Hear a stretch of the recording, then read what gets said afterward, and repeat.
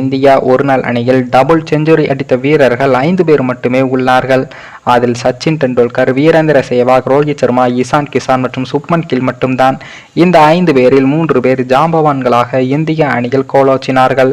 சுப்மன் கில் தவிர்க்க முடியாத வீரராக ஒரு நாள் T20 மற்றும் டெஸ்ட் அணிகளில் தொடர்ந்து இடம்பெற்று வருகிறார். ஆனால் இசான் கிசான் நிலைமைதான் பரிதாபமாகவும் உள்ளது.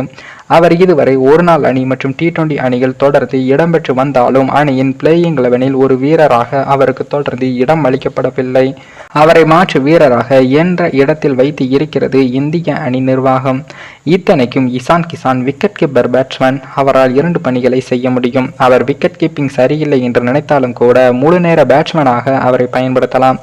அதற்கான அத்தனை தகுதிகளையும் அவர் கடந்த காலங்களில் தனக்கு கிடைத்த வாய்ப்பை வைத்து நிரூபித்து இருக்கிறார்.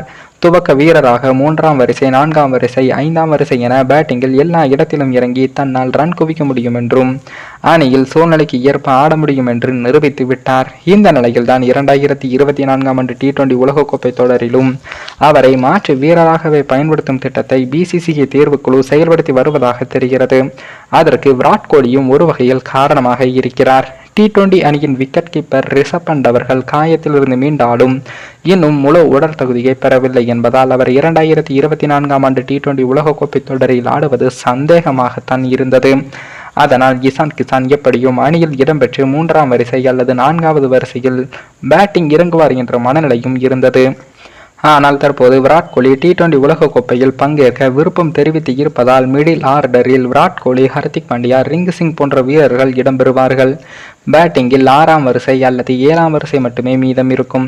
அந்த இடத்தில் ஒரு ஃபினிஷரை ஆட வைப்பதே சரியாக இருக்கும். எனவே விக்கெட் கீப்பர் மற்றும் அதிரடி பேட்ஸ்மேனான ஜிதேஷ் சர்மாவை அந்த இடத்தில் ஆட வைக்க தேர்வுக்குழு திட்டமிட்டு வருகிறது. இந்த காரணத்தால் இசான் கிசான் என்னதான் நன்றாக ஆடியிருந்தாலும் மீண்டும் மாற்று வீரராகத்தான் மாற்றப்படுவார் என்றும் கூறப்படுகிறது.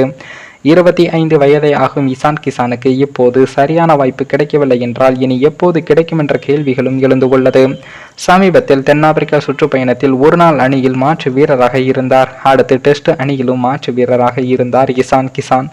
மாற்று வீரராகவே இருப்பதாலும் அணியில் இடம் கிடைக்காமல் புறக்கணிக்கப்படுவதாலும் மனச்சோர்வு ஏற்பட்ட நிலையில் அவர்தான் நீண்ட காலமாக இந்திய அணியுடன் பயணிப்பதால் சோர்வாக இருப்பதாகவும் கூறி பாதி தொடரில் அணியில் இருந்து தாமாக விலகினார். தற்போது மீண்டும் அதே போலவே அவரை மாற்று வீரராக வைத்து இருந்தால் அவர் 25 வயதிலேயே ஓய்வு பெற்று விடலாம். அந்த அளவுக்கு BCCI அவரை மன உளைச்சலுக்கும் ஆளாக்கி வருகிறது.